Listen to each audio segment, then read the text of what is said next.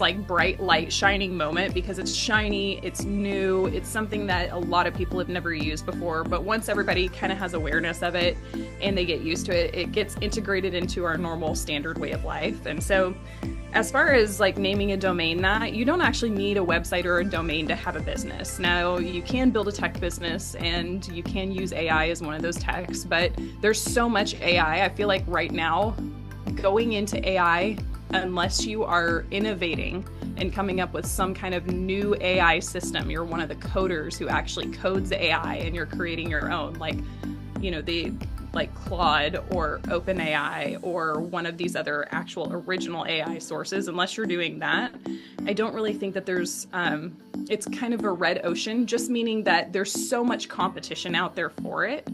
I wouldn't say that it's necessarily the best place to start an entire business off of. If you wanted to start freelancing and getting clients where you actually generate AI prompts or you're actually utilizing AI and you're an expert in specific types of AI or something like that, there's a big market for that where people will hire you to do the AI for them because now that they understand AI and how difficult it can be to use, or how difficult it can be to get really good output on the back end, there's definitely a lot of need to manage the AI. And so if you're a manager of AI, I see that actually as a really big open spot in the market right now. Wow. And Sierra, I was thinking about one more question regarding this AI. So right now we have ChatGPT and Chinese DeepSeek and all.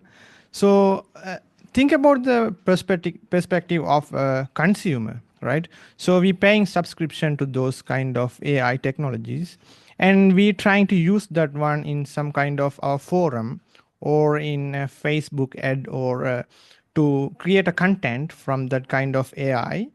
And actually, does it work and the user can earn money from AI? Is it a question mark, or how you seeing from your point of view? So how people generate money doesn't necessarily have to do with AI. AI can just simplify the process of staying in the creative zone or creating content quicker. There's probably some corporate businesses that it's okay for them to have really generic content as output, and that generic content is fine. And then because they're just doing such a bulk of content that they're putting out, whether Yeah. that's social media content or it's emails or it's website copy, they're just creating so much all the time that it's fine to have it be a little bit more generic. And so coming from AI, being a freelancer in that respect, or an independent contractor working for some of these corporate companies is probably fine. But then as far as like generating and launching your own business, you have to set yourself apart, because the only people who are going to hire lower quality output, which is what the majority of AI is, the majority of AI generated content, unless you have really good inputs, which means that you're excellent at utilizing the AI, unless you have really good input that goes into it as the prompt to generate what comes out on the back end. What comes out on the back end is typically very vague, it's very generic, it's very simplistic, and it doesn't really stand out against other content. Now, I do have one example. One of my clients, he was mainly doing kind of, I would have called him like a mindset worker. He was working with business owners on their mindset and helping them through like really hard moments and tough times. And he worked with me. We got him to get over his setbacks around not really wanting to make money. And I was like, well, the more money you have, the more people you can give into, the more people you can help. And I was like, so making money is not actually a bad thing. He was very big on like not having a lot of ego. So after that, he started getting into creating content. He really enjoyed what we were working on.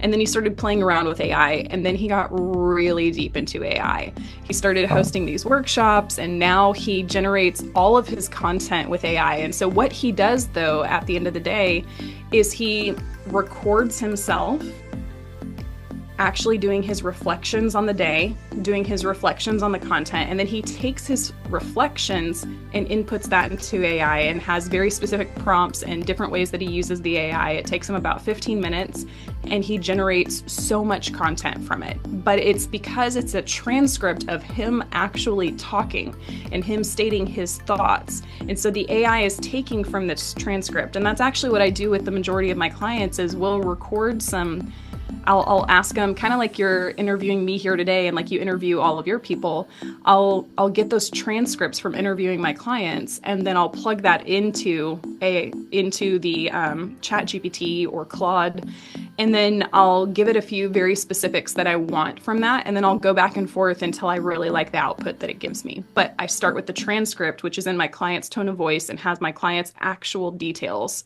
And then it gives me very specific content as opposed to asking it to write something from scratch based on a target market in a niche, which is super generic. Wow. And Sierra, I have observed you for past few weeks actually, and your followers, you have thousands of followers, and you are a great content creator. And to be honest with you, a lot of people love your post, and even myself. And how to keep this engagement for how long? And the people are, even if I post a post, you can see only 2 or 3 comments and 2 or 3 likes behind it in some cases in personal account, apart from the business. But how you mixing this personality with the business, and how to keep and engage the people with social media, and what is the magic behind it? So I wouldn't say that it's, well, I guess you could call it magic. I like that term. We can use that. I would say that one of the pieces that a lot of people lose, especially when they start utilizing AI to generate content for them, is that we need to keep it conversational. And so when I post a post or when I'm writing a piece of content, because I still write all of my own content, I don't use AI for my content. I don't have anyone on my team who writes it for me. I still write all of my own content. When I'm writing my content, I am just speaking like a normal person. And it's the natural way that I think, it's the natural way that I talk and communicate. So if I was having a conversation with you one-to-one, like what we're essentially doing right now, this format of conversation would be a great post because Hmm. I'm just having a normal conversation. So when you have to think of it from the experience of the end user. So the end user is sitting here scrolling. So first off, you're competing against pictures of puppy dogs and cats like falling off of chairs or something silly like that. And you're competing against video and against other really viral user generated content. And as you're scrolling the news feed, all these other things are coming up to distract you from the day. And you have to think about how Yeah. people are using the platform as well. So I've now coached people across all different social media platforms. But so for Facebook specifically, so just utilizing that as our example for right now, on Facebook, people are going there to connect with friends, to connect with ideas, to connect with groups. There's no other platform that has groups built in such a way that people actually spend time inside of them and hang out in them for specific topics. School is trying to do that, but school's just not really picking up as a platform in general. The only people who are really bringing people over to school right now are the business owners who are launching these new school groups. And so it's more like a Kajabi, I would say, than like a Facebook.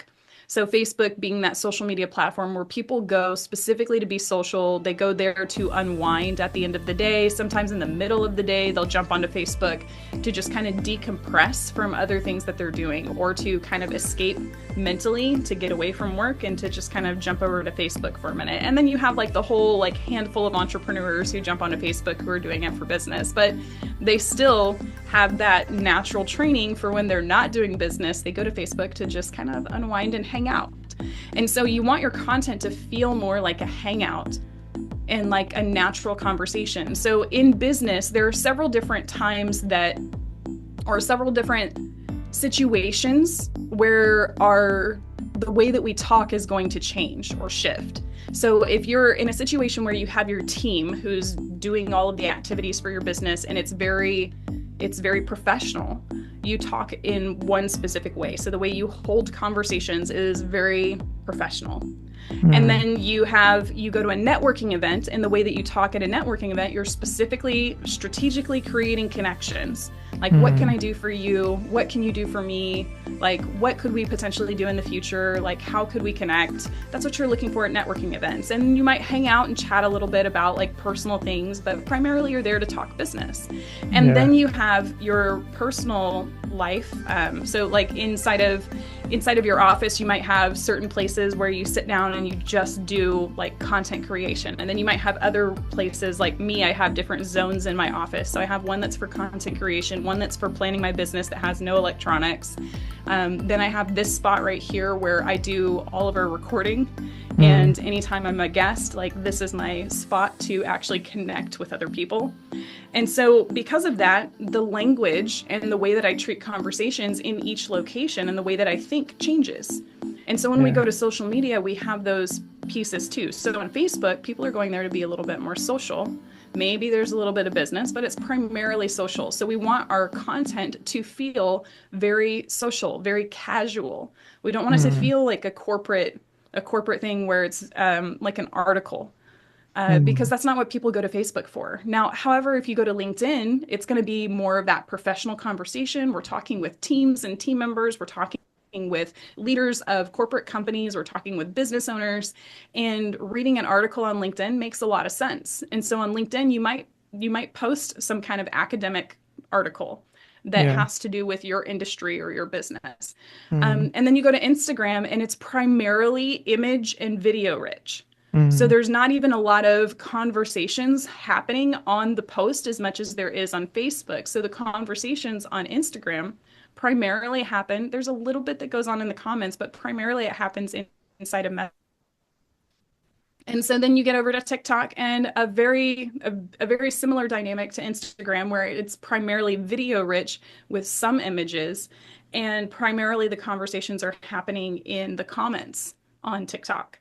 And so that's like, once you understand on the different platforms, like where are people hanging out, where are they talking, what is the communication style of the platform, it actually makes it a lot easier to generate that content. And then the second piece of that, I would say, is the hook that you use, because again, they're just scrolling. Most of the time people are picking up a mobile device. They're not typically on a laptop. They're on a mobile device and they're just scrolling. And so what's going to stop them? We need something that hooks their attention. So whether that's using a really great image that has one focal point, or it's using some really good hook that actually makes people want to read the rest of it. It's like, if you read the first 5 words of any post and it is not interesting in the first 5 words, you're probably not going to capture people's attention. Yeah. And Sierra, I was thinking about you, that you are a great content creator, and you are a singer, you are a lyric writer, and you are a business owner and entrepreneur, and you are a mother, and how you manage your time. Just we have 24 hours, right? And how to manage and how you prioritize your task and how your day will be look like. So First off, I prioritize my business right now a lot. I do in the evenings, I prioritize my kids. If I see my kid throughout the day, because my kids are all homeschooled, so we do school at home. If I see my kids throughout the day, I will stop and give them a hug. No matter what I'm doing, no matter where I'm going, even if I'm on my way to a meeting that starts right now, I will stop and take the 15 to 20 seconds to hug my child, so that I have that balance. Because what's the point of having this amazing business if I don't ever get to spend time with my kids, right? If I don't get to be there for my kids. So the reason that I do my business is to support my family. It's to be able to afford my family this really nice lifestyle. We have we go where we want, we do what we want, we eat what we want, we sign up for the programs and fun activities that we want to sign up for. We went on 3 vacations last year, which is really cool. We've never, like in any of the previous years, we've never gone on vacations before as a family, except for like Christmas visiting family, but that doesn't really feel like a vacation. It feels like, we're celebrating a holiday. So it's specifically for that, as opposed to just going somewhere for the sake of relaxing. So last year was the first year we ever did that. And these opportunities wouldn't even be possible if it weren't for the business that I've created. And so As far as priorities go, it's I had a friend when I was growing up as a mom, as a young mom. My kids are much older now. I have a child who's 18. I have another Wow. 16-year-old, a 14-year-old, and then I have two younger ones who are 10 and 7. But when I was a younger mom and my kids were all younger, she said, she used to tell her kids all the time, she was like, okay, there's no fire, no flood, no blood. Okay, we're Hmm. good. Like it's not an emergency. Yeah. And I think it's understanding the difference between, being able to really compartmentalize your brain. And it's like, I have an office, and at the end of the day, I walk out. So I actually hired a VA. She comes in and she uses my main computer to do work. So I have to be out of my office by 7 p.m. and so that she can take over and she can do work Wow. from my computer. And so I leave my office at 7 p.m. And when I shut that door to my office, I'm not working anymore. I go out there and Mm. I'm like, okay, now what? It's like, where is everybody? What are we doing tonight? And I'll go and I'll spend time with my family. I'll spend time with my husband. My husband and I, to maintain our relationship, because one of the things that we recognized in his parents, he's one of 4 kids, Mm. and his mom kind of lost herself because she just made her whole life about her kids. And there's nothing wrong with that. For the women who are doing that, like that's amazing and it's so wonderful for your children. But one of the things that we recognized was after the kids moved out of the house, she was still very obsessed with the kids' lives because that was her entire life. And she kind of lost herself and who she was. And she had to rediscover some of the things that she actually really enjoyed. And what do I like? And what do I want to do with my life? And so knowing that, I've always had that in the back of my mind since we first got married. And we've now been married for more than 20 years. And so because of that, I'm very wary of paying attention to making sure that I'm doing hobbies I enjoy, that I'm pursuing passions of mine, because if I don't show my kids that now, then my kids are going to not prioritize that themselves, because kids don't do what you say or what you tell them. They do what you do because they pick up on those habits, those subtle habits, and the way that you control your world, the way that you communicate with other people, the way that you prioritize things in life. Kids naturally pick up on those habits. And so for me, a lot of the time, I'm making those decisions based on what example do I want to be setting for my children and for my family. And so my husband and I also have a date night at least once a week. We go out and we just are just the two of us together. No, well, I'd like to think that most of the time we don't turn on our phones. We're not checking notifications because we know that everyone's okay and that Mm. there's not going to be any kind of major emergency that our kids can't handle, because we have teenagers who watch the younger siblings. And so it's understanding that we have time blocks for different things. And when you're in one time block, we need to be focused on the moment of now and just being in the situation that we're in. So if we're in business, be all in on business. If we're with our family, be all in on your family and be focused on them. And I think the best way to do that is to not have to worry about finances, like to get your finances in such a place. And so it's like if your current business or where you're at in life with making money isn't generating enough for you to sleep peacefully at night, then change something immediately. Like Mm. if the offer that you're giving out, it has a cap on how much you can charge. Like Yeah. say that a specific offer you can only charge 500, but if you had sold a $5,000 offer and you were working with one client for 5,000 versus one client for 500, Mm. it's like you're going to have to take on 10 clients for that one client. And so it's Yeah. like instead of working for 10 clients at 500, you could work with one client for 5,000. And when you work with that one client for 5,000, now all of a sudden your income is significantly increased. And so then you also can think about like, okay, well, is there an offer that I could do for 50,000? And if I Mm. did the 50,000 for one client, it would take 10 of the $5,000 clients to Mm. equal that. And it's like maybe 50,000 is your number of freedom, you know? Yeah. So it's like understand what your number of freedom is to give you that peace of mind to where when you sit down to dinner at night with your family and you want to just be present with them, if you're Mm. thinking about business and you're stressing about things about business, something has to change. So whether it's a really needy client or it's the number that's coming into the bank account, make that change as quickly as possible, because especially when it comes to family or children, it just goes by so fast. it Yeah. goes by so fast. And it's like sometimes it feels like things are moving slow, like molasses or whatever. Yeah. Molasses is really thick and sticky. So it's like if you it just like when you go to pour it, it just pours really, really slow. Wow. And Yeah. so sometimes it feels like things are moving slow like molasses, but the time just passes so fast with kids, and then they grow up and they move out and they move on with life, and when they move on with life, then what? Then what? And you don't have that chance if you didn't already create those relationships with them when they were younger. If you weren't present with them when they were younger, you don't have that chance again in the same way. So it's been very important to me to make sure that I'm getting that time with my family as well as business. And then as far as hobbies go, it's more like whatever I feel like pursuing or doing, whatever I feel like having fun with, and then I guess one of the new things that I'm stepping into is like finding a hobby that gets me around like a community of people Mm. because we've gone to church to create community, we've gone to networking events to create community, and those have been okay, but I haven't found anyone that just like sticks by my side all the time in the same way. Like, I don't know, we just haven't connected with people in that same way. So I'm looking for like activities where we work on things and we go through challenges together because that builds a stronger bond. Yeah.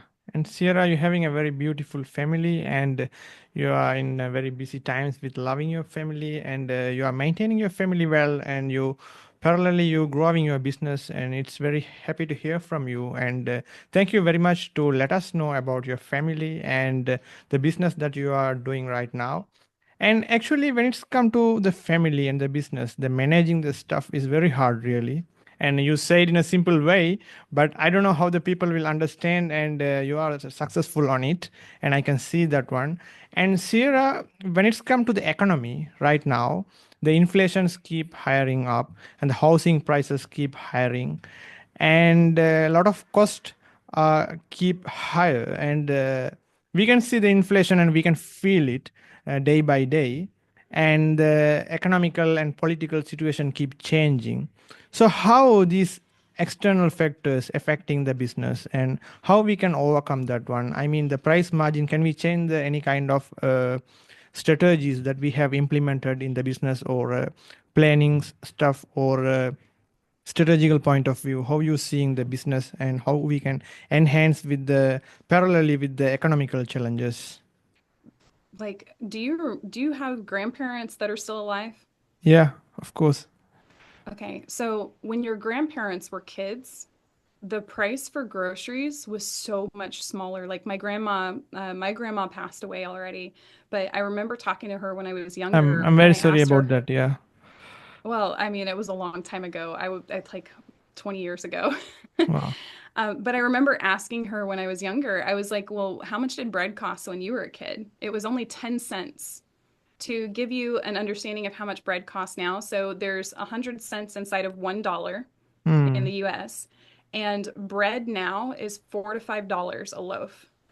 Massive, massive difference. Yeah. And so it's just funny to think about that like inflation has always been there.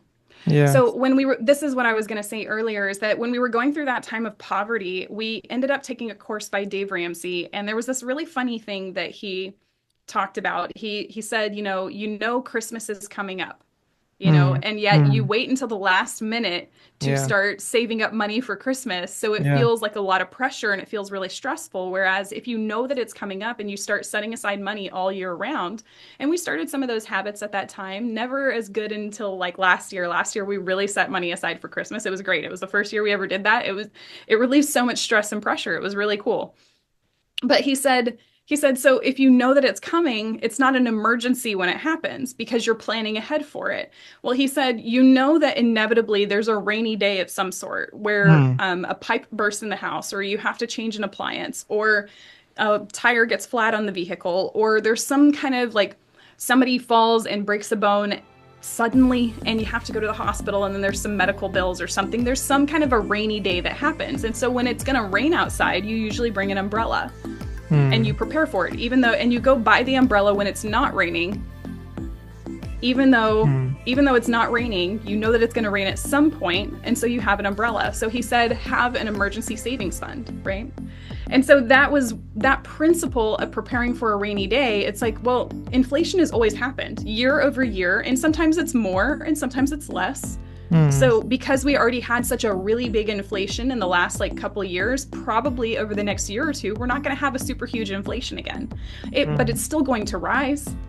It's going to be more in the future. It's never going to be less again, because what we're having is just what the dollar is worth changes, and so what the price of regular goods also is changing, right? Yeah. And so the thing is like, if you're just making the same amount of money each year, you're actually losing money. You True. should be increasing prices. So if everything inflates, so do your prices. And you transition people over, and you sit down and figure out, like, even minimum wage. When I was first getting a job, like, minimum wage was like $6 an hour. And now minimum wage in America is like $15 an hour. So my kids could go work at like the lowest of the low fast food restaurants. There's a place called Taco Bell out here, and it's just like really terrible Mexican food. And it is like one of the lowest of the low places that you could work, and they pay $15 an hour. And when I was younger, like, getting $15 an hour was like, you're an expert in your field. And so that's just part of life. That's just, inflation is just part of life. And so if you know that things are going to inflate over time, then you're not worried about it. It should just be a standard practice to increase your prices with the year. Like the year, your prices should increase. It should, like, whether it's by $1, $2, or $500, your prices should be going up. If inflation is happening, then your prices should also be going up. I don't think it's really that big of a deal once you understand that it's just normal. It's just a normal part of life. Wow. And it's expected.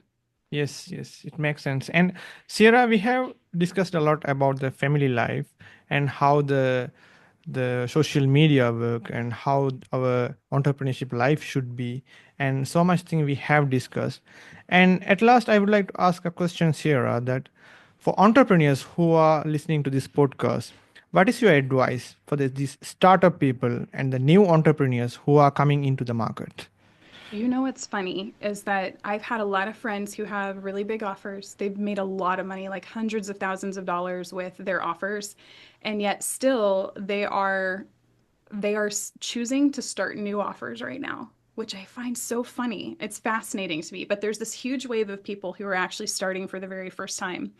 So one of the pieces that I've been talking with several people about recently is that there's so many ways that we could amplify how we make money, that we could amplify how we get business, that we could add to how we get business. But every time you add in a new step, whether that's building a website or building out your email list or having to create an email campaign or building out funnels or building out an entire social media marketing plan or launch plan or something along those lines, every time we do that, all we're doing is adding in complexity and adding in more steps to the sale. Yeah. So if somebody has to find you on social media and then go to your website and then sign up for something and then get an email and then book a call and then they get on a call with you, how many steps was that? Was that like 5 steps? That's 5 steps until they get on a call with you. Whereas if you just had a conversation with a person and they were a good fit, you could just instantly book a call and make a sale. So adding in all that complexity, all it does is make more work for you.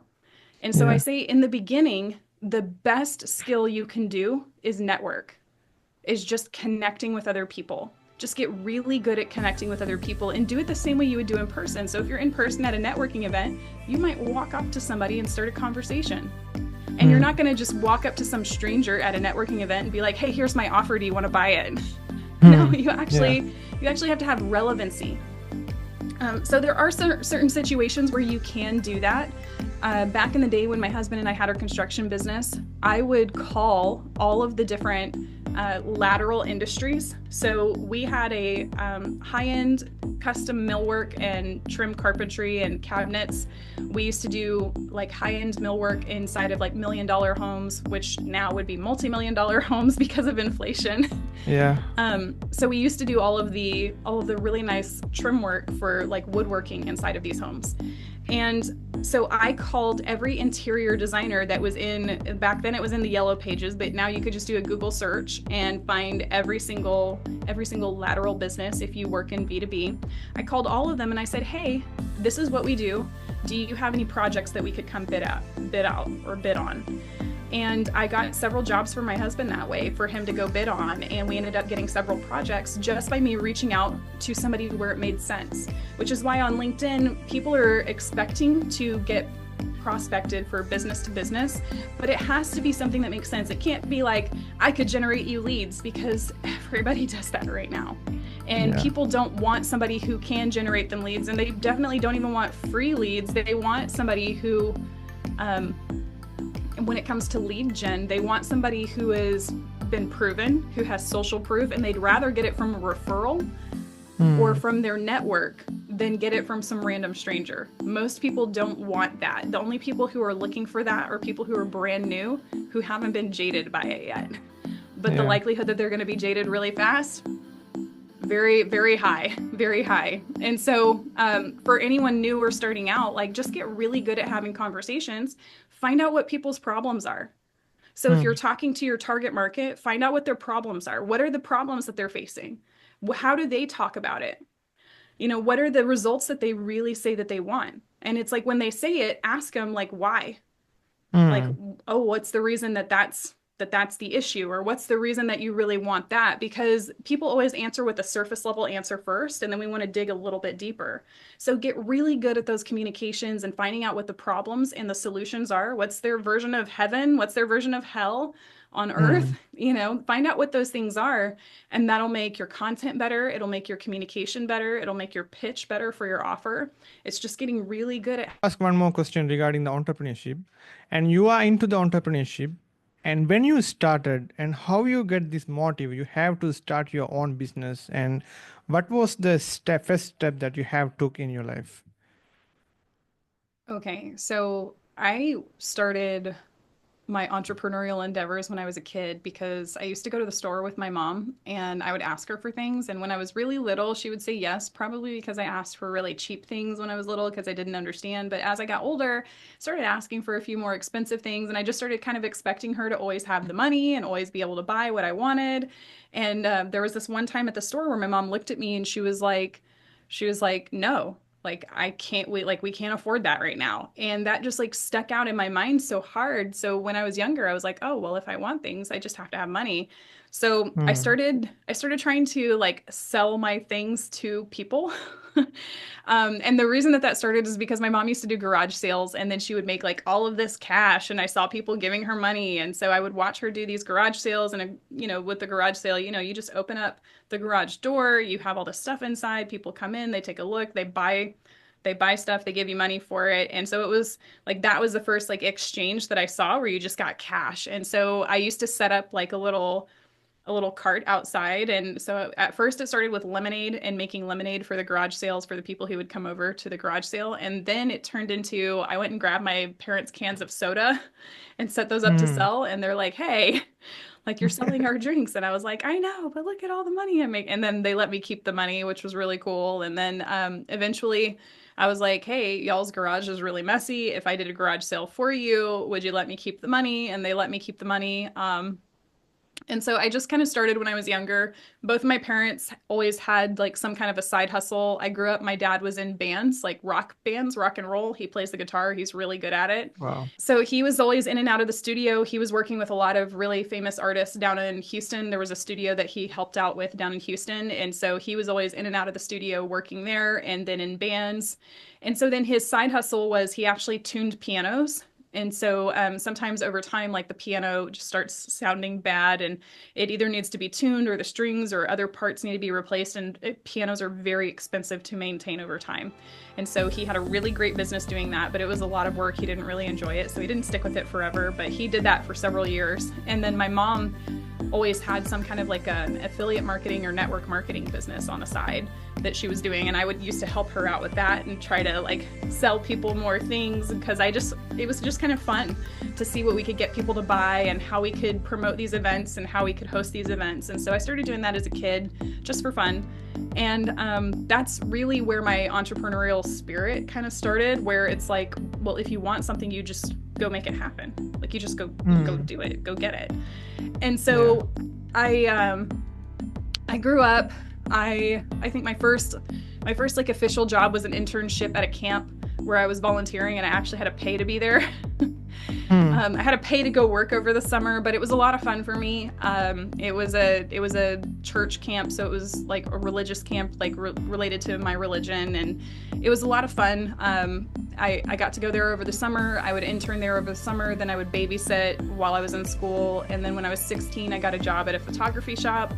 And then I was a dance instructor, and then I also worked at a bakery and cafe for my nanny's sister owned a bakery and cafe in our local town, and so I worked there as like a hostess and waitress, and it was a lot of fun, and I was learning how to bake from her, which was also very fun. And but I had 3 jobs at one time, and it was just because I was super ambitious. I was just like, I didn't want anything holding me back. But I did work for minimum wage because I didn't know that there was a better way. And so eventually I was like, we have to start a business of some sort. When my husband and I got together, I was 18 years old when we got married. I met him when I was 17. We got married when I was 18. And his dad was really into real estate. And we knew that real estate was one of the best ways to grow your wealth over time. And so that was when we first got interested in real estate. Now, granted, we didn't actually end up going anywhere with it at that time, but I got really interested in it. I actually picked up my real estate asset management certification like 10 years ago. Still haven't done anything with it, but I picked that up. We had bought a couple houses of our own since then. We're currently living in a rental. We sold our last house before we moved out here. But so we've bought and sold 2 houses of our own. And so it's just, I guess entrepreneurship has always been one of those things that's just kind of been in my life. And my mom did have a corporate job, and it worked out pretty decently for her until she was 29 years into her job. And I think they were paying her roughly about like $10,000 a month at the time that she was 29 years in. So she was getting about $10,000 a month from her corporate job working for a university. And then they decided that they could bring in a couple students and pay them each $30,000 a year, and which would save them like $40,000 on their budget. Wow. And that if they did that, they wouldn't have to pay as much, and they could get the same amount of work done. So they fired her after 29 years of being loyal to their company, because loyalty is no longer seen as like really valuable in business overall. And so she ended up losing that job, but she was able to take her retirement because she had been with them for 29 years. So she took her retirement, and she still gets like a nice fund, a nice chunk of change every single month because of her retirement, which is really cool. So I can see the value in working like that over time, but you could get that same amount of money from one client. Yeah. True, you know, you could get one client to pay you that much every single month. And it's like, and if you could take on 2 to 3 clients, or maybe you can take on like 5 to 10 and have a small team of 2 to 3 people who do all of the work, and all you do is manage the clients. Like, why would you ever work for 29 years full time to get that, when you could build up your own business that makes infinitely more? Like, my first month in starting my business, and what really got me to launch my own high ticket offer, was I jumped into a mentorship, and they set a bare minimum of what you had to charge for your offer at $3,000. They said you have to build an offer that's at a minimum $3,000. So I set mine for $3,800 because I heard somebody say one time, and it just has stuck with me ever since. And I've trained everybody on this, is like, if you're going to charge $3,000, you might as well charge $3,800, because $3,800 actually sounds like less than $3,000. It's because the hundred versus the thousands. So mentally, it sounds like less. So you might as well charge the hundreds, because people don't actually care about the hundreds as long as it's not 4,000.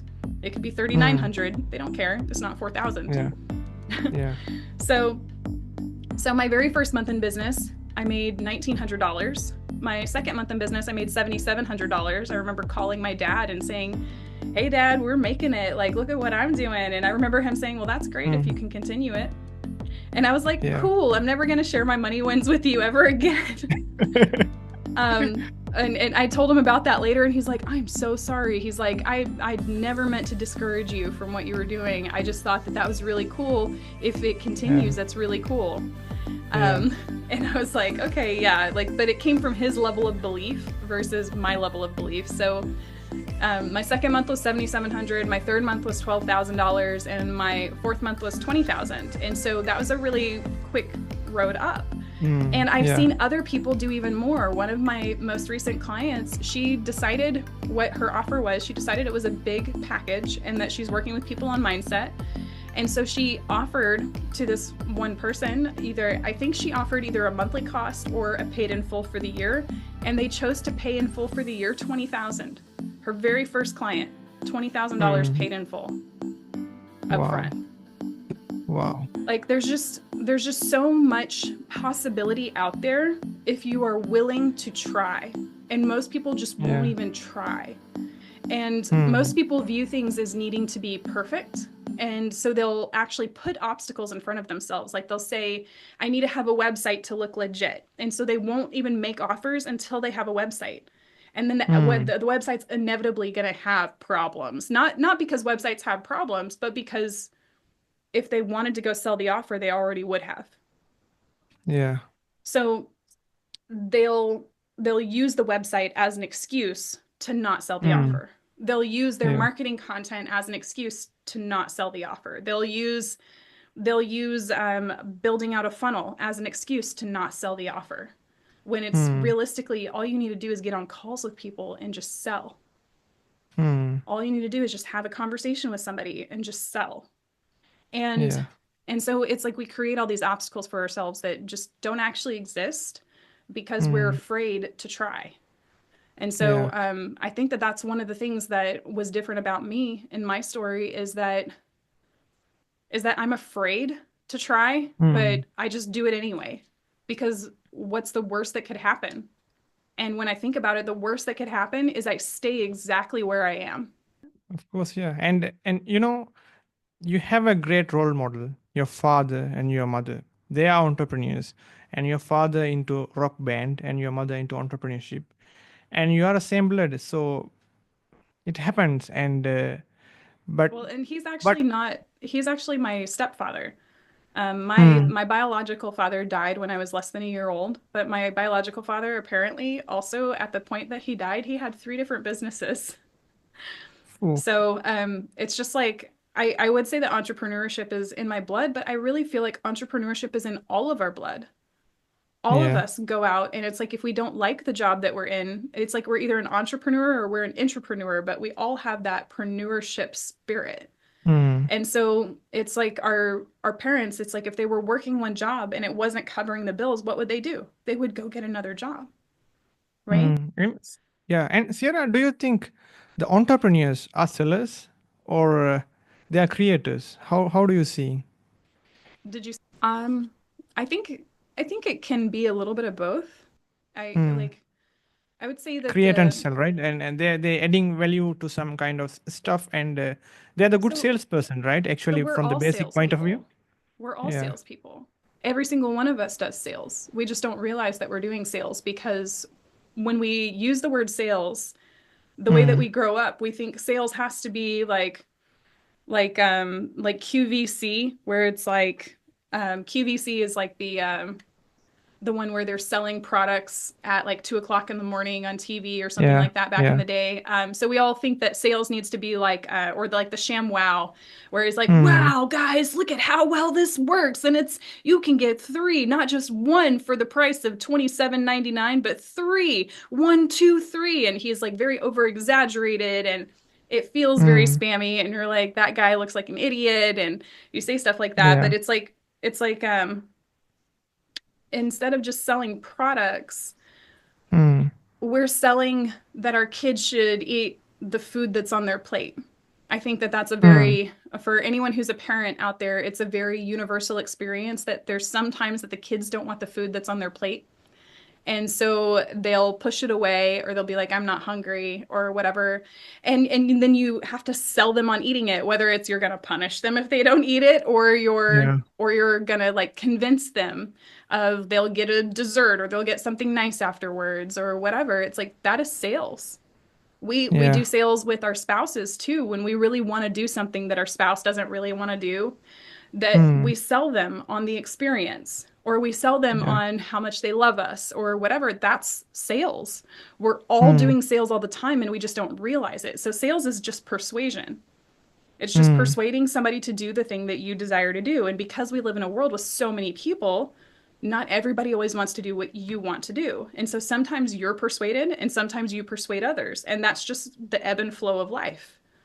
And so Yeah. we're all in sales. And then as far as creativity, we all have creativity too, because we were all born with an imagination. And so Yeah. where do you think the brilliant ideas come from? They Hmm. come from the imagination, they come from that creativity. And whether that creativity is harnessed into very um, structural and logical things that are very masculine, or that creativity is thrown into something that's a little more like creative, feminine energy around like art and music. Hmm. Like it doesn't really matter how it's harnessed. We all have imagination and we all have persuasion. And Yeah. that's something that everyone has, whether they feel like Yeah. they're an entrepreneur or not. I really do feel like those two things are very universal. Yeah. Because I raised that question, Sierra. Some people think entrepreneur meaning they should invent something like Isaac Newton or Edison or some kind of innovation, and they have to find something like nothing in the world, and they are like a creator of something, and those are the entrepreneurs. And even one of my friend talked with me, and he's saying, okay, let's talk about Elon Musk. Okay, he invented this. He have electric vehicle and starship and this kind of big invention. These are the entrepreneurs, and I was He's an thinking, oh. inventor. He's an inventor. That doesn't mean he's an entrepreneur, but he's an inventor and an entrepreneur, right? You Hmm. can be an inventor without being an entrepreneur. My husband's grandfather used to work for a company, I think it was Bausch and Lomb is what it was called. And what it was a place where all these inventors, all these scientists came in and they would study different things and they would create new technology. So my husband's grandfather was actually one of the inventors of fiber optics. Wow. So he invented fiber optics, which then became used as, and now they call fiber optics something a little bit different. So they use fiber optic cables and they bury them in the ground to have much faster internet now. But at the Yeah. time, it was used for other things. And so he was the inventor of one piece of fiber optics. He didn't invent the internet that we have today, but he Hmm. did invent a part of fiber optics. He also invented bifocals, Hmm. which have now expanded into other things as well. And so over time, like even the things that Elon Musk has invented now are very small and minuscule to what they'll become in the future. And he's not the one who's inventing all the things in the future. Like he's going to pass Yeah. away at some point. I know he's very young right now. I think he's in his 50s.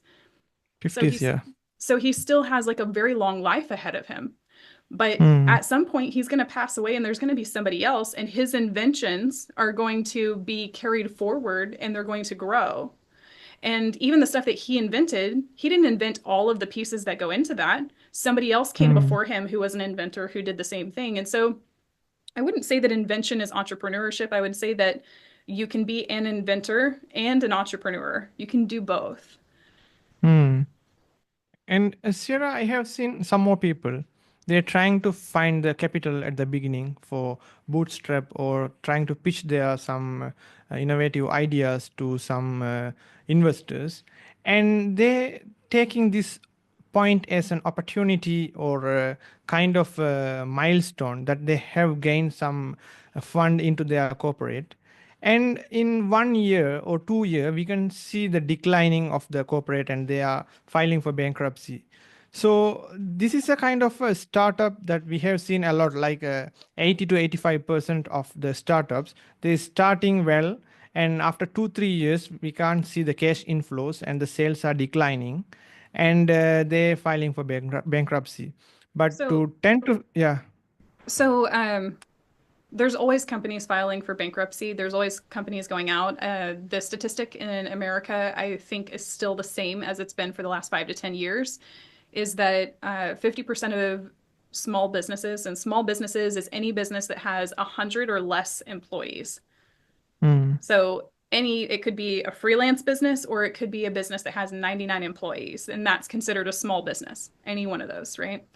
And mm, so it says within 5 years, 50% of those businesses will have closed their doors. And so the thing that makes a business different and continue, and it's like it's not even necessarily bad to file for bankruptcy. Like yeah. I can't even At tell least he you tried, right? Yeah. I can't even tell At you least. how many businesses that Donald Trump has had, but I know because they made it so big in the news that he'd filed for bankruptcy 13 times. Well, that Wow. was for 13 different businesses he filed for bankruptcy on, but he has something like 70 businesses. So 13 Yeah. is such a small number. So they said, oh, he Yeah. filed for bankruptcy 13 times. Well, sometimes that's the best way to make sure that everyone gets paid for their investment and that you actually turn a profit for the business Mm, and the business comes out on the upside, or that the business yeah. is a wash and you don't lose money on it. So when you file for bankruptcy, it allows you to walk away from the investment and to start something new. So many Yeah. people see death as like the end of something rather than seeing it as the opportunity for the birth of something new. Yeah. It's And like and it's like see, after Mount St. Helens, which is in Wyoming. After mm, Mount St. Helens erupted years ago, this was yeah. in our recent history. Mount St. Helens erupted, huge volcano in Wyoming in the United States. Yeah. It took out the entire forest area with lava. And Mm, all of the animals that were there were gone. All of the trees, all of the plant life, everything was gone. And within 1 year, the trees had already grown back. Animals had mm, started coming back into the forest. Within 2 years, it was like the volcano never erupted. And then wolves were reintroduced to the area. Like wolves came back to the area, and then the population of everything leveled out, and the wildlife grew even better. So having the predators as well as the regular animals in the area actually helped with the balance of life out there. And so there's always mm, an ebb and flow, like I mentioned before, and there's always a balance to everything. So whether something is ending, it could be the amazing birth of something new. But if we get yeah. so focused on the end of it and we just hone in all of our grief and our anger or our sadness or whatever emotions we might be feeling around it, and we only focus on that, we won't even see the beautiful new things that are possibly happening right now. So I don't actually think that True. it's bad to file for bankruptcy. I Yeah. personally don't want to. I want to innovate and continue to make my business better and continue for it to grow, but Yeah. I don't think it's bad. And when you're saying about this bankruptcy Sierra, I can remember the Sundar, CEO of Google. He had said once that if you are failing in a business, hold that failure as a badge of honor in your court. So it's a kind of a motivation. Yeah, someone is trying something and failed, and he's trying something again. So it's not for quitters, and it's for entrepreneurs who are trying and keep trying and coming forward and finally end up in a success way. We have seen a lot of entrepreneurs, as you mentioned, Donald Trump and even Elon Musk. They have failed a lot and bank. I mean. They have run out of money and cash flow is zero in some point and budget is zero and sales are zero and negative values and a lot of loans and they have escaped from the country in some point and come back and they have given a good entrance and they have did their achievement in one point. So this is a But the great thing example the as thing you about mentioned. Yeah. money, the thing about money is people think of it as like a finite resource that like once you spend it, it's gone. There's Hmm. that false impression of money, but when you understand that you're just a conduit, and so it's like if you have a pipe or a pipeline, and flowing through the pipe, you have water at one end and water comes out the other end.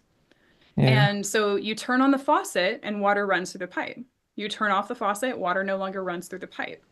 And every once in a while, you'll have something that clogs up the pipe to where water can't run through it anymore. And so you'll clean out the clog and then water will run through it again and the pipe does its job. So once you Hmm. understand that you are a pipe and you're the conduit for money. Money is supposed to flow through you. You're supposed to receive it in and give it back out. Money is meant to be exchanged. It's not meant to be hoarded and held onto and just to stay in one place. It's meant to be exchanged. That was what money was designed for, was to be exchanged. And when we put money back into flow, we're actually utilizing money in the way that it desires to be used energetically. So we want to keep money in flow. And so money is not a finite thing. There's so much money in the world that is allocated for it. Like, people have a budget for certain things, and whether the market takes a downturn and people aren't buying, people are always buying something, because even in like the darkest times, there were people who were becoming billionaires during the darkest times, and it was because they had something that was needed during that time and they sold it and somebody bought it. And so there's always something that can be sold. There's always, like, people are always going to have need for things. Like, I have no clue how, I mean, I understand how, but I don't want to. I don't want to make my own fabric. I don't want to make my own clothes. I tried it before. It's not very fun. It takes a lot of time and effort, and I'm not nearly as good as the seamstresses. So I'm always going to want to have somebody making my clothes for me. Now, I don't buy things directly from the seamstress who makes it. I buy it from a store that houses it. So now we have at least two people who have jobs. We have the seamstress, and then we have the store that sells the clothes. So now we have jobs in both locations where people can make money from, right? And that's just part of the natural economy. Is like, as a community, we provide these services that help us have better lives.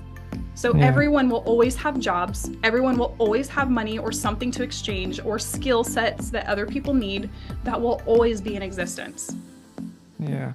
And as you mentioned, that the entrepreneurship is very important to increasing and rise up the standard of living of each and everyone. At the same time, allocate the money to right resources. So this entrepreneurship playing a huge role on that part. And as you mentioned, and Cierra, this entrepreneurship is not just money and not just adding value, and it's more into scientific terms when we call innovation, invention, or whatever you call. Someone is trying to sell or create some kind of value to the society. So do you agree with that term? Sure. Yeah. And so these entrepreneurs and the people who are working under them, so how they should consider, I mean, a lot of people are trying to focusing on 8 to 5 jobs, and at some point they are frustrated and come into entrepreneurship. So is it the right way, or how they should start? It should be started like you, like following your passion and the experience that you have, and how they exit to be to this kind of people who are working 8 to 5, or the normal random people who are working for salaries and bills and paychecks and every day, who are So, focusing on so what I would say, oh man, I wish I had my note cards in here. I have these note cards that I read off every day, and there's this quote from Napoleon Hill, who wrote Think and Grow Rich. He actually has, if you go to YouTube, there's a course that he put together that has 13 different videos that is available for free on YouTube now. Incredible to have that much knowledge, power, and wisdom from this great man of the past who has these brilliant philosophies on just having a wealthy life. And wealth doesn't just mean money. It does also mean money, but it doesn't just mean money, like feeling really fulfilled in life. And he said that it's something along the lines of, like, the price that you're paid will always be in direct proportion to the value that you give, your ability to do it. So the skills that you have, your ability to do it, and then how difficult it is to replace you. And I would say that some of the best skills that anyone will ever learn is sales, marketing, copywriting, because copywriting, all three of these actually all have to do with communication. They all have to do with the language of persuasion. So sales, marketing, copywriting. I would say that all three of those skills, if you learn those skills, no matter what business you do, you will excel. And it wasn't until I was in network marketing myself, and I was just really mad. I was so mad that I had been in it for a few years and I tried. I worked so hard to get on these calls with people, to get people interested in it, to sell them. I had to hard sell everybody because I didn't know a few nuances to sales at the time. I didn't understand the principles. And so I'm sitting here like working my rear off. I'm working so hard to sell people on these products that were just like $10, $20, and I was trying really hard to sell these $150 to $300 packages because if I sold those, I made a lot more commission. And I was making pennies on the dollar. And so my paychecks were usually like between $100 to $300, which is like nothing. That's like, I could go get a part-time job and make more money, but I wanted to be at home with my kids. And so I was really frustrated and I started studying because these new people would come into the business, brand new into the network marketing business. And all of a sudden they had a huge team. They were making tons of sales. They were getting $10,000 paychecks on like their third or fourth month in the company. And I'm like, what are they doing different that I'm not doing? Like I am hustling so hard and I'm so stressed all the time and I'm not making very much money. And so I started studying every single person. I started doing like background searches on them, figuring out like all of the different details of their background. Every single one of them either had a background in sales or a background in marketing. Every single one of them. Not a single one of them didn't have a background in sales or marketing. And so I was like, okay, cool. Those are the two skills I need to start studying. And so in that pursuit is when I found people like Brian Tracy and Bob Proctor and Tony Robbins and John Maxwell, all teaching about leadership and mindset and go for no, where it's like just because you hear no doesn't mean that you need to go beat yourself up and kick rocks. Like if you hear no, no doesn't mean not right now. It means follow up with me later. And so you keep following up with people, you keep putting out content, you keep going and talking to somebody else and not being dependent on one person for your sales. So it's like if you're like, I'm going to close this deal, it's a $10,000 deal. And what if that deal falls through? What are you going to do? Just like kick rocks and be sad? No, don't be dependent on one sale. Like go have several others in the pipeline so that if that one sale falls through, it's not a big deal. Right. And so, going through that experience and learning that sales and marketing were those two skills that like, if as long as I had one of those two skills that I would be brilliant. And it's all going back to that persuasive communication. So being able to persuade people that this is going to benefit them. And then once you know how to persuade and you're really good at persuasion, then it's just your moral compass. And it's like, will this actually benefit this person? Will they have a better life because of it? And then you have to be fully convinced yourself. If you have a really high moral compass, you have to be fully convinced yourself that this is actually going to help them. So then you need to sit there and you need to have that belief. And if you don't have that belief, don't bother trying to sell somebody. And I'm not telling people not to sell. I'm telling people build the belief, because anything that you pursue doing, there's always a reason. And like one of the very first sales positions I ever took was with Cutco. Which is Vector Marketing was the name of it. And essentially I was selling knives, and they're supposed to have a lifetime warranty. We've never sent off our knives to get a lifetime warranty. We should. They need to be serviced, but I've had them for like 20 years now and they're still great. Wow. It's but a great product.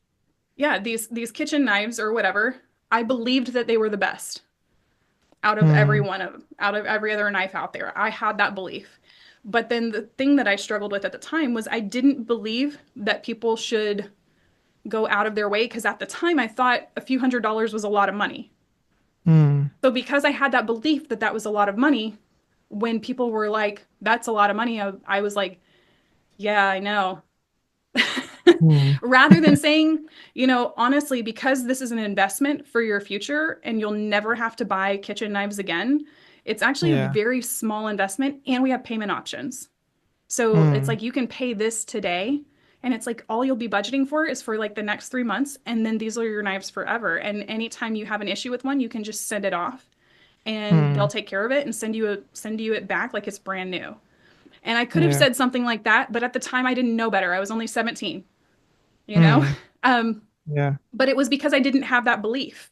And so it's like sometimes we have to fix our belief around the product. Sometimes we have to fix our Mm. belief around people's need for the product because it's like Mm. they'll sometimes people will build a product and the market might not need it. And so Mm. it's like I'm sitting here looking at my desk because I'm like, there's probably something in here that I don't need.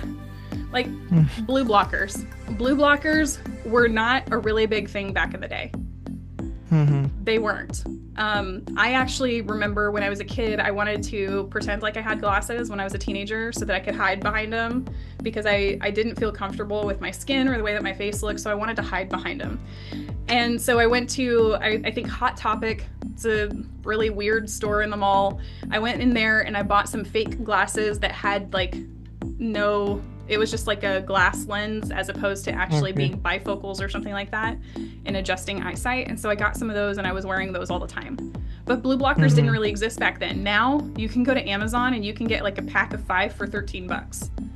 You Yeah. know, and so it's like, and they're all different colors, and I have like, I don't know, I have 19 pairs of blue blockers in all the different Wow. colors that I like to wear sometimes. And so, but these are something I don't need these. Yeah. And even if and I got these at a time when we didn't have like a lot of extra cash flow, but I wanted them. And we're at a time Mm. in the world where people do buy things that they want and they buy them impulsively and it's okay. And Mm. and there's so many different things that we don't necessarily need but we want them that we get all the time. And so you just have to appeal to people's desires and know how to appeal to their desires. So the point would be is that if somebody's brand new and they have an offer that is not something that's a need, it's something that people would Mm. want, like you can build an offer around anything. It's just you have to be really good at persuasion in the aspect of showing people why they should want it or showing people why they should need it. And if you can find an offer that people already want, it Mm. makes it a lot easier to sell. So it's always easier, I would say, if you have like 2 or 3 different options of an offer that you're going to choose from, I would choose the one that the market already wants, that people are already buying. And I would just go with that one because it's you can just take a little tiny piece of the pie instead of trying to start something brand new. Everyone wants to start this blue ocean, but it's like Mm. you've never sold anything in a red ocean. So you've never sold anything with people who already want it. So go Mm. sell something that people already want, get a few sales under your belt, like just go through the experience of persuading people and talking through making that sale and fulfilling on whatever the offer is. Just go through those motions of the actions of the system or the process, prove to yourself that you can do it, and then go to your blue ocean and then market and sell that. But sell something easy first. Sell something that's really easy to sell first because it'll build a lot of confidence inside of you. Wow. Sierra, this is a very great and the sales and the marketing pitch you have done, and right, it's the way of getting away the blockage which is in front of our way, and making it easier and smoother to do the transaction. In other words, it's a simple sales and the pitch of sales, right? So as a last thing that I think would be really valuable for anybody, do this exercise with yourself. See what your amount is that makes you hesitant. So if you were to go down to the store and you had to spend money today, what is the number? Like so it's like imagine that every time this moves up, we're adding dollars, right? So what's Mm. the number that gets you up here and you're like, "Oh God." You're like, "I don't Yeah. know about this." You know, what's that number that makes you start feeling hesitant? That's your ceiling. Yeah. That's your ceiling. That's the number that needs to feel easy for you. And until that number Mm. feels easy, you're never going to raise your ceiling. You've created this invisible ceiling. All of us have created this invisible ceiling. And every time we level up, we have to raise our ceiling and raise our floor, right? And so it's like if you look back over the last 3 months and you look at what your income was for those 3 months, you'll have 1 month that was lower than all the others, and you'll have 1 month that was higher. I actually prefer doing this over like a 6 month period. But you look at the lowest month and you look at the highest month. That's your ceiling and that's your floor for income, for how much money you collect Mm. into the business. So if we Yeah. want to move up to the next level in business, we have to raise our ceiling and we have to raise Mm. our floor, which means we have to raise the amount of need that our business has in terms of expenses. And then you just need to Mm. think of like, what are the expenses that would actually help the business produce a higher income. So maybe that's ads, maybe that's certain team members who do more of the work so it frees up more of your time to sell or to do other things. Maybe it's building a sales team out. Maybe it's building that website that automatically sells or that funnel that automatically sells or something like that. Maybe it's that.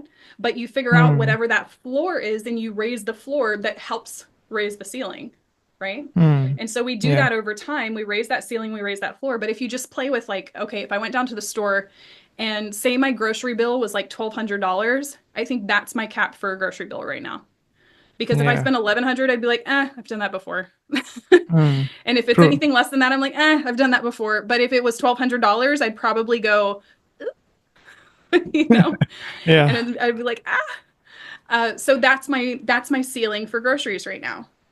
Yeah. And so we can do that with anything. Like if I were to go spend money on clothes, like what's the number of spending money on clothes that I would get like Hmm. this is too much to spend in a month, you know? Yeah. And so we look at those like ceilings and floors and we really think about it. You know, if say your money for spending on clothes, like a clothing budget was like $300 and you were like, that's too much. Like I'm not going to spend more than 300.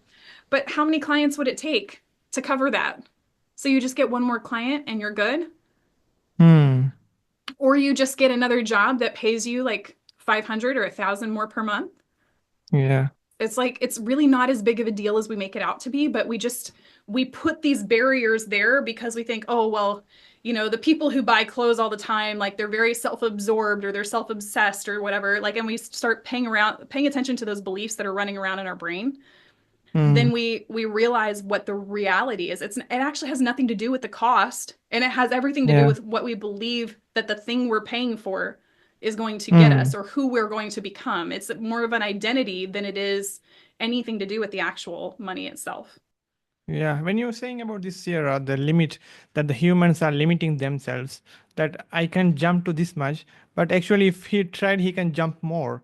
So, in scientific term, we can see the universe which is expanding, and human also evolving and expanding, and but we are limiting ourselves, right? So we have to ignore and destroy that barrier, and which is a kind of a mind game. I feel like we are thinking ourselves, okay, I can target or achieve this much, but if we somehow So achieve more than that, then feel okay, I can do more than that, right? so the barrier, the thing is that it's you can't destroy something that doesn't exist. Yeah. The barrier doesn't actually exist. Hmm. That's a We mind. just it's like when somebody sees something that isn't there. Like at night, Hmm. you might see a silhouette of a person and then you flip on the lights and there's nothing there. And it's Hmm. like our mind is playing tricks on us and our mind is visualizing things based on our fears. But there's really Yeah. nothing there. And fear is Yeah. just belief in something that we don't want. So all we have to do is Yeah. shift our belief onto the thing that we do want rather than focusing on the thing that we don't want. Just don't focus on Hmm. what you don't want, focus on what you do want. And Yeah. and then instead of asking is it possible, ask how is it possible? And then let the Hmm. universe unfold it for you. Um Yeah. I felt like there was something else that I wanted to share. Hmm. That I too remember a book called The Secret, Mm-hmm. which is Oh, yes, yeah. it's great that you brought that up. Bob Mm. Proctor Yeah. had this really cool saying that he would tell people all the time, and it was that make a million small. So it's like if you saw, and I was talking about 1,200 for groceries. If I saw 1,200 for groceries as small, Hmm. then it wouldn't be a big deal. I wouldn't feel that like feeling at all because it's Yeah. not that much. It's like I see Yeah. 100 or 200 for groceries as absolutely nothing. So I have no Hmm. problem just spending $97 here, 150 there. Like it's not a big deal. But if Hmm. it was 1,200, all of a sudden that number seems big. So if I made 1,200 feel small, like how can I make 1,200 feel small? What can I do to make 1,200 feel small? Well, in the same respect, what can I do to make a million feel small? And he said, once you make Hmm. a million feel small, it becomes really easy to make $1 million, Yeah. right? Yeah. And so we can stair step through that, find our current ceiling. So rather than trying to destroy a barrier so that we're completely unlimited, because Hmm. like if we're destroying all of the limits at once, it's actually very difficult for our mind to create so many new synapses at once. In fact, when somebody is creating new connections in the brain so fast like that, it can make you feel sick, like your physical body doesn't know how to handle it because we're not Yeah. used to that level of transition in our brain Mm. patterns. And so, like, one at a time is okay to do. And so if you raise your barrier from 10,000 to 20,000 to 50,000 to Mm. 80,000 to 100,000, that's okay. If you go straight to 100,000, also okay. Yeah, yeah. It's very And hard to both all of those conceive to numbers are mind. really Yeah. small, Yeah. right? And so the Yeah. smaller, like, let's make our ceiling feel small first. And once we make our Mm. ceiling feel small, then we Mm. can go to the next ceiling. Yeah. After that current ceiling feels small, then we can go to the next ceiling and make that one Yeah. feel small. Systematically. Yeah. Yeah, and just like stair step. Like, we don't have to do everything all at once. We don't have Mm. to like suddenly be a billionaire or a trillionaire. Yeah. Like, Yeah. we can True. stair step. We can make multi six figures a year. We can make $1 million a year. We can make multi millions first before we become that billionaire that we desire to be. If that's something that we want, maybe that's not even something we want. Yeah. Wow, that was a great explanation from Sarah. And we have discussed a lot here. And compared to the previous episode, and you can watch our and listen to our previous episode, which is in YouTube and Spotify. And this was very amazing. And we have talked a lot about sales pitch and the marketing and how the mind can conceive some goals and how we can advance step to step forward and what are the barriers we have, which is a mind kind of barriers, and how we can contrast it and how we can eradicate that kind of barriers, and how the life should be and how we manage the personal life and the business life and where we are traveling and the purpose of life actually. And it was a very meaningful conversation. And Sierra, and thank you very much for you and joining with me. And at last I would like to ask one more question, Sarah. Thank you very much again. And what is your advice again for the people listening to this episode? So my favorite thing to tell people is that it doesn't actually matter what you decide. So many people will get hung up on decisions, and indecision can make a person feel very, very sick and can make a person like feel depressed. You can feel really bad. You can go to bed worrying at night to where you're dreaming about the things you're worried about. It doesn't matter what you decide. No matter what the decision is, if it's in relationships, if it's in business, if it's familial, if it's in hobbies, if it's in just pursuits, it doesn't matter what you decide. It just matters that you make a decision. So just sit down, write out the things you're deciding between, and just pick one. It doesn't matter what you decide. It just matters that you make a decision and you run with it. And when I say run with it, I don't mean stick with it for 30 days and be like, oh, it didn't work. Because if we know that it's a really short period of time, we kind of put one foot in and have one foot out because we know it's going to end soon. So stick with something for at least 90 days. Make your decision and stick with it for 90 days. So if you're picking an offer, pick that offer and go all in for the next 90 days and prove to yourself that you can make a few sales, that you can fulfill on it. And then if you don't like it, you can switch and shift to something else. You can always change your mind in the future. Thank you. Thank you very much, Sarah. Absolutely.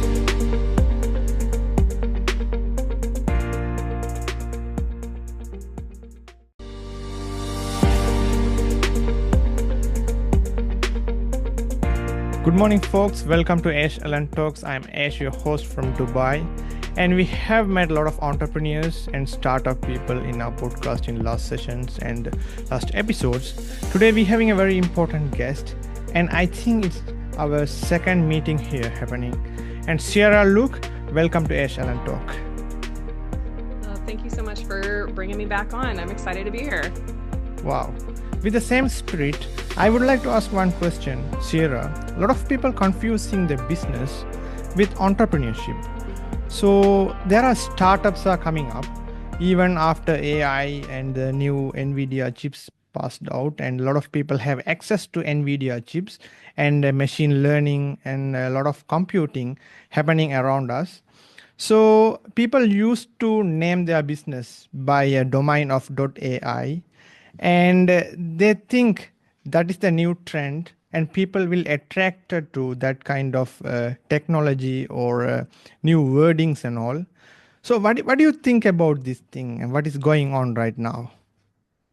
With the naming a business by the name AI, AI has actually been around for decades. It's just more prominent. People know that it's AI and they refer to it as AI, but everything goes through waves and trends, and it's all a cycle. And so right now, it's still very popular. There's a really big book. It's really thick, and I'm trying to think of the name of it right now. Um, it'll come to me. But inside of this book, it talks about the cycles and the waves that these marketing trends, or that like the real estate market or these other markets go through over time. And what tends to happen is you have in the very beginning, nobody knows about it, right?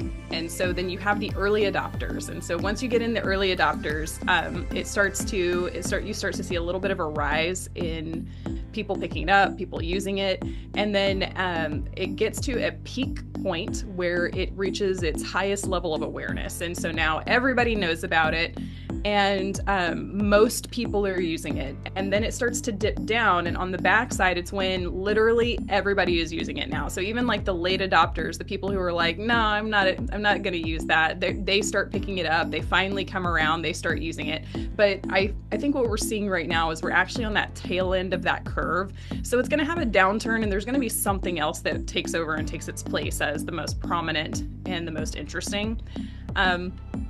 It's like AI had its like bright light shining moment because it's shiny, it's new, it's something that a lot of people have never used before. But once everybody kind of has awareness of it and they get used to it, it gets integrated into our normal standard way of life. And so as far as like naming a domain, that you don't actually need a website or a domain to have a business. Now you can build a tech business and you can use AI as one of those techs, but there's so much AI. I feel like right now going into AI, unless you are innovating and coming up with some kind of new AI system, you're one of the coders who actually codes AI and you're creating your own, like, the like Claude or OpenAI or one of these other actual original AI sources. Unless you're doing that, I don't really think that there's, it's kind of a red ocean, just meaning that there's so much competition out there for it.